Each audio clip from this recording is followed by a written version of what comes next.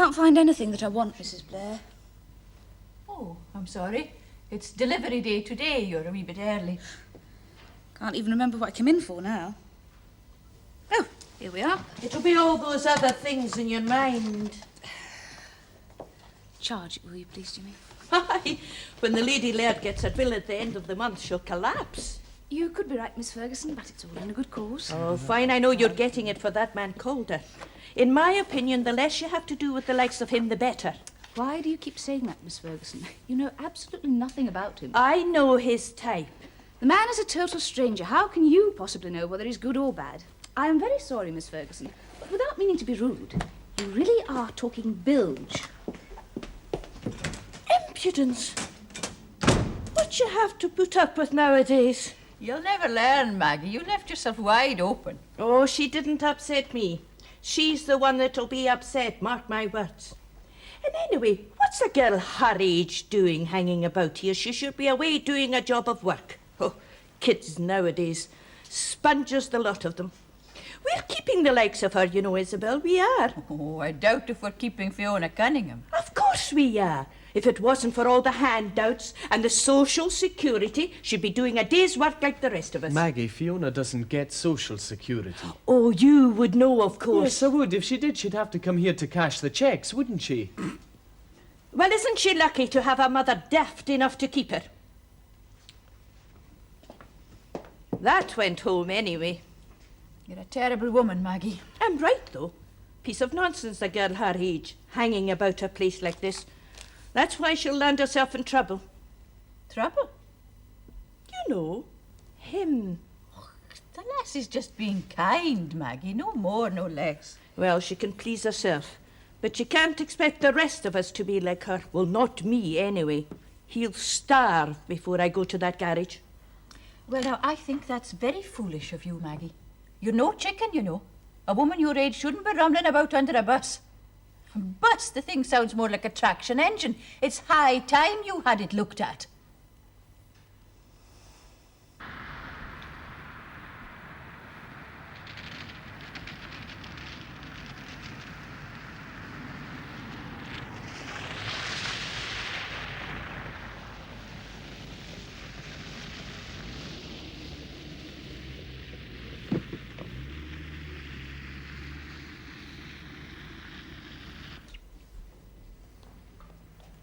The Ardvain men have been good to us, Dougal.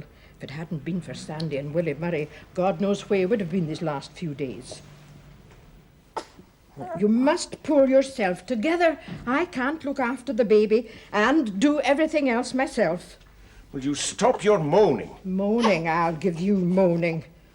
You've sat in that chair for days, haven't even washed, you haven't slept in your bed. You're a damned disgrace.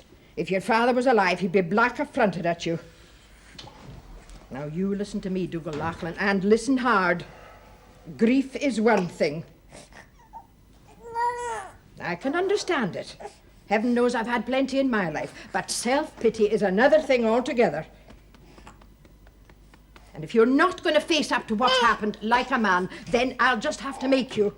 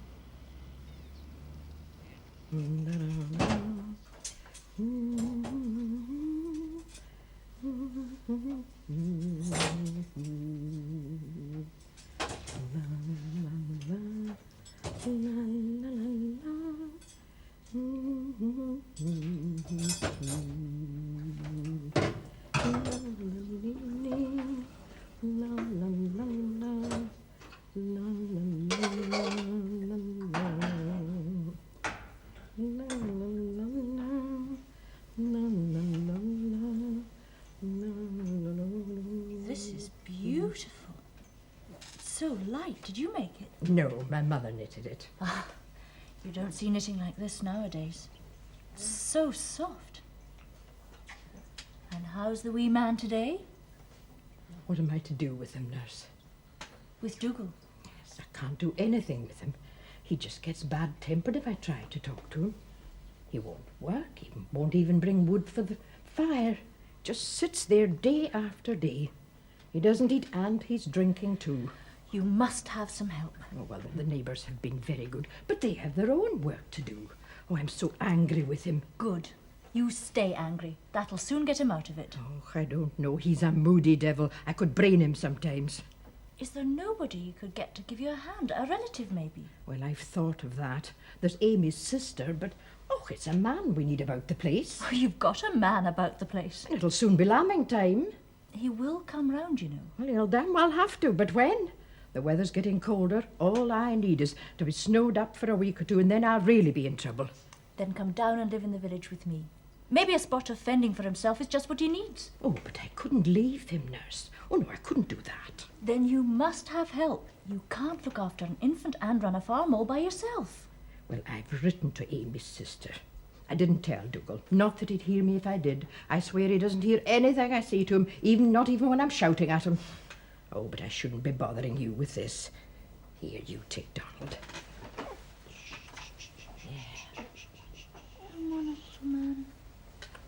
I'm sure he's gained weight.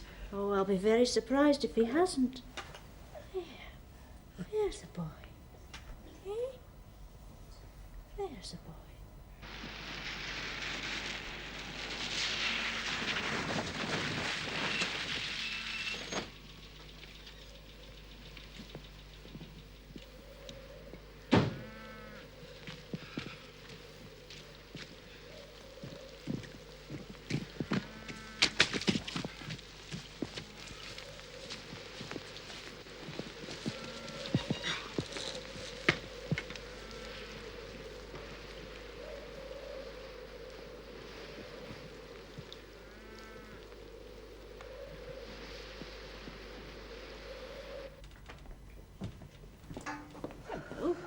I didn't expect to find you here. Came back and made myself some lunch.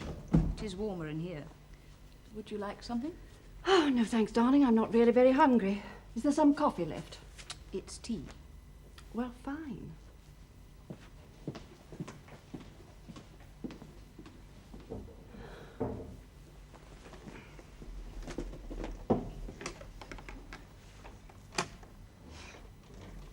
Hello, Lorna. I'm back. Anything urgent? Oh, no. Pass that on to Alan, would you? Yes. Oh. Yes, I suppose I really ought to do something definite about these shares. Look, would you ring Mr. Sturgeon at my broker's? Tell him I think I really ought to come through to Edinburgh sometime, see him. Say, next week? Check my diary, would you? Lorna, not a lunch. No, it's just that I can't stand the thought of another crash course on company law over a nut cutlet. Yes. Thanks, bye. Do I know Mr. Sturgeon? Yes, I think you've met him. I don't suppose you'd remember.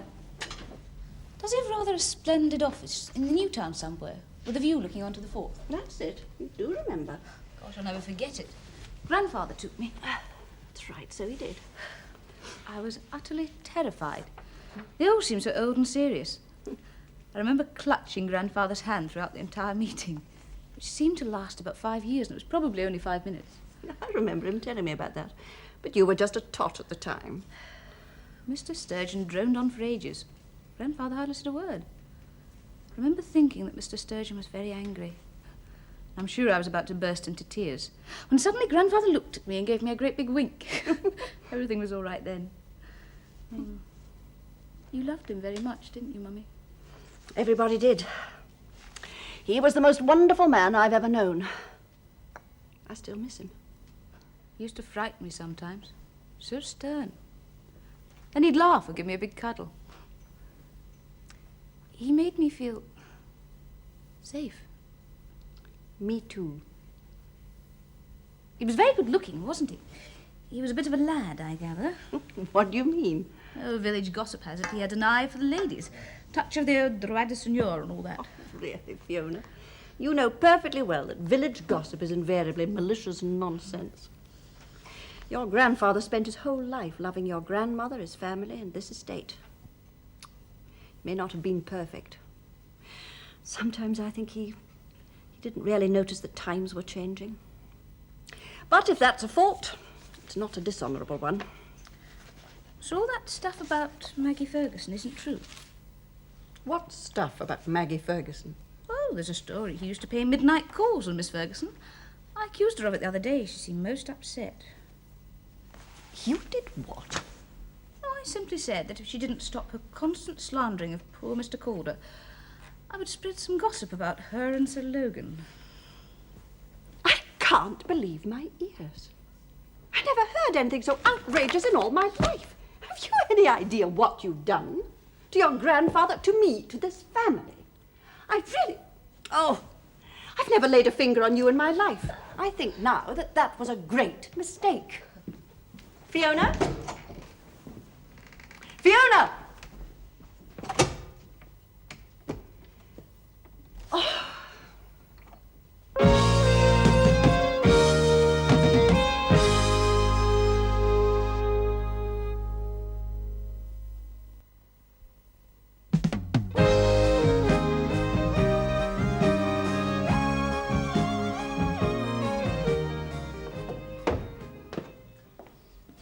Morning. Good morning, Mr. McIntyre. I just popped in to say your oil representative will be calling tomorrow morning.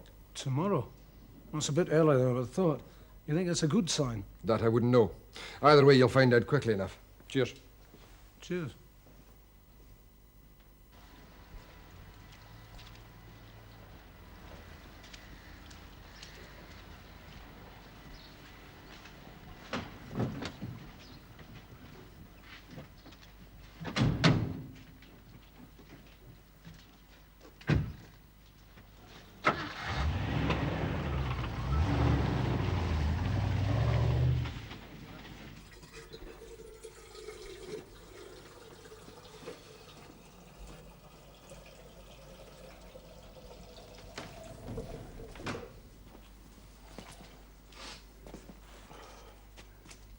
Aye, aye. You've given the place a sweep out, I see. How much good that'll do. Is there something I can do for you, Treasure? No, just dropped in to see how you were getting on. You're not doing a lot by the look of things. It'll come. It's too near us, you know that. We have all the business hereabout, all the passing trade, satisfied customers. I don't see how you can make a go of this dump. It's never been any good, this place. No passing trade, you know what I mean? You must be out of pocket quite a bit taking it on. I might consider making it worth your while not to bother. That's very kind of you, Mr. Duff, but I think I'll just take the place on anyway. You'll regret it. That sounds like another threat. No. Not at all. I just wouldn't like to see a good man get badly let down. Well, just let me worry about that. I'm a good enough mechanic, Mr. Duff, and I'm told that's what's needed here. You're right. That's just what's needed here. You Duffs have had the monopoly long enough. We're all heart sick of your take it or leave it attitude. Well, you keep your nose out of this. It's high time you had some competition. Oh, and I suppose you'll be putting your business this way. I might. I just might at that. Ah, well, that's up to you. But I just think the man should be warned that there's not enough room here for another garage. That's a matter of opinion, Mr. Duff. There's always room for improvement, and let's face it, it wouldn't be hard to improve in the service you offer. Come on, Ian, we're wasting our time here. I don't know what you're on about anyway. A genius couldn't do anything with that heap of scrap you run.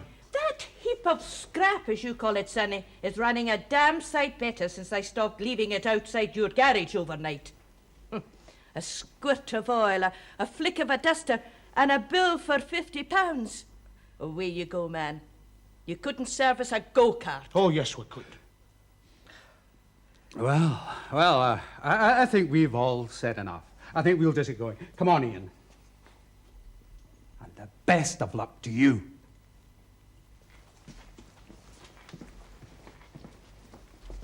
Well, that sorted him out. Now, you can service my bus, but you must do it overnight. Have I made a joke or something? No, Miss Ferguson. And see you do a decent job, and none of your fancy prices. I'll pay you what I think the job is worth and nothing more. No, and not before I've tried it out for myself. Is it a deal? Yes, it's a deal, Miss Ferguson. Yes. We've got to give folks a chance. I was just telling Isabel Blair. Oh, yes. Maybe you got off on the wrong foot, but we've got to try you out. Fair's fair, and Isabel agrees. Well, that's very good of her. Right. I'll bring the bus round this evening, and I'll expect the job finished first thing in the morning. Well, I'll do the very best I can, Miss Ferguson. See that you do. Oh, everybody round here calls me Maggie.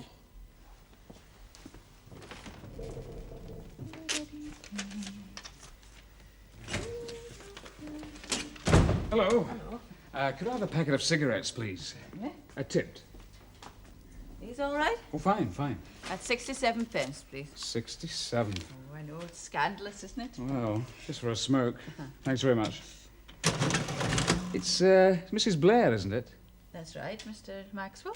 Yes. Could you tell me how I get up to Ardvane? There seem to be so many ways on the map. Which would be the best? Ardvane, no. I haven't actually been there myself for a wee while, but wait till we think now. Yes, I think if you go down the Glasgow Road for about a mile and a half, you'll come to a wee bridge. Mm-hmm. And then if you turn... Oh, here's the very lady can help you. Now, Scrant, I'm floundering here. This gentleman wants to go to Ardvane. Now, I was trying to think of the best way. Would it be down the main road and then left over that bridge? Well, yes, that's the most direct route. You're the district nurse. I was meaning to look you up. Oh? I'm Leslie Maxwell. I'm doing an article in Glendarroch. Oh, yes? I wonder, could I ask you to show me around, so to speak? Well, I'm very busy, actually, and I've already been up to Ardvane this morning. Well, I wouldn't want to hold you up. I just wondered if you'd mind my following you in your rounds. Excuse me just a minute, will you? Sure. Here's my list, Mrs. Blair. I've got no time to stop now. Could you make it up for me, and I'll pick it up before 5? Yes, certainly. And don't worry if you're late. I'll get Jimmy to drop it in. Oh, well, that's marvellous, but I think I'll be back in time. Well, Mr. Maxwell, you can follow me around if you like, but I don't think I'll be much help to you. I'm pretty new here myself. Ah, yes, but you won't take the wrong turning every time you have to make a choice, which is what I've been doing all day. Yes, it's not easy. Where I come from, they have signposts. Oh, well, we have them here too, but they usually point in the wrong direction. Oh, that's the kids. They think it's a great joke. Drives the tourists mad. It drove me mad when I first came here. The amount of farmyards I arrived in, and never the right farm either. Come on, then. I've got 6 more calls to make before tea time. Great. Goodbye, Mrs. Blair. Bye-bye. Dougal, you know better than I do how dangerous it is in the hills in this weather. What enough possess you to go wandering about for no reason? What's the point of it all, anyway? You work and you worry, and for what? To stay alive, man. Aye. But what's the point of it all? Oh, Dougal, that's no way to be talking. Well, perhaps it'll all be up the spout anyway. They'll maybe be throwing us all out before long. Well, you've nothing to say to that, then. You've lived here long enough to know you shouldn't be bothering about gossip and rumours. Gossip, is it? Aye, well, we'll see. Man, your mother's worried about you. You're letting things slip. It won't run away. If it isn't done today, it'll get done tomorrow. Oh, Dougal. Nice to see you, Mr. McIntyre. Thank you for coming up. Well, I better be going. Do you need anything? No, I'm fine. You'll see Mr. McIntyre to the door, Dougal.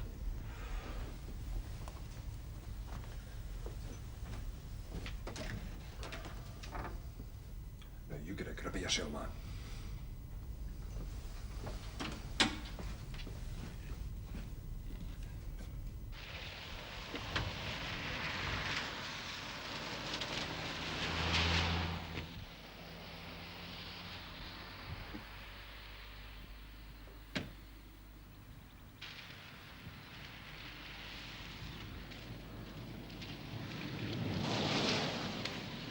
This is one of the places that the tourists come in the summer, but it looks nothing today. There's usually hundreds of boats here. It's beautiful. Over there I've got a patient. You work the other side of the loch? Oh, yes, all round. It's a huge estate. What happens in an emergency? How do you get over there? Well, I wish I had a boat, but I don't, so we have to drive the long way around. It takes hours. I should be getting on to the next patient now. You want to follow me? Right. Okay? Okay.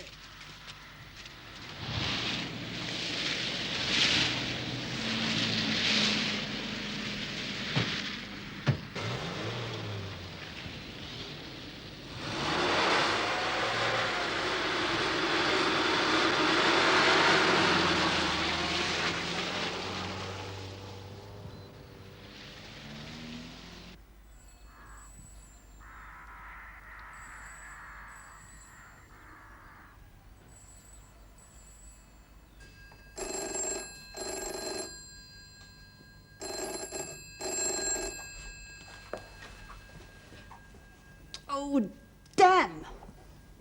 Do you know that's the third time this week that I've missed the phone because I've been up in the attic shifting buckets. I see now what you've been complaining about. You shouldn't have to poke about up there, though. Get Archie up to look after it. Archie? If I left it to Archie, I'd be knee-deep in water. Honestly, Alan, it's like living under a sieve. I scuttle about up there like a demented ferret, listening for drips. Something will have to be done about it before next winter.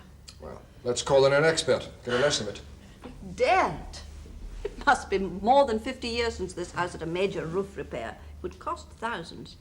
Well, we had the offer of all that German money. Yes, but at what price? Oh, I think even Mr. Langerman would be keen to save Glendarroch House. Oh, goes against all my instincts even to suggest it to him. What alternative do you have? I'll get Lorna to put it down on the agenda for the next board meeting. Aye.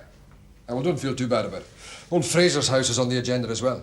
Don't talk to me about old Fraser. He buttonholes me every time he sees me. Mr. McIntyre. Sure. Could I possibly borrow some tools from the workshop to lend to Ken Calder? I'm afraid he's hopelessly ill-equipped. Yes, I could see that today. What does he need? Well, grease, cable, mobile lights, and there are a few things in this list which I've never heard of, like a torque spanner. You'll give it to me, I'll check it through for you. I know of some cable somewhere in the back of the store. Will I mention that to Lorna on the way down? Oh, yes, Alan, thanks. Right. See you in a few minutes. I thought your car was all right now. It isn't for my car. Mr. Calder is going to serve as Maggie Ferguson's bus. She was shamed into it. Shamed into it? Fiona, just exactly what have you said?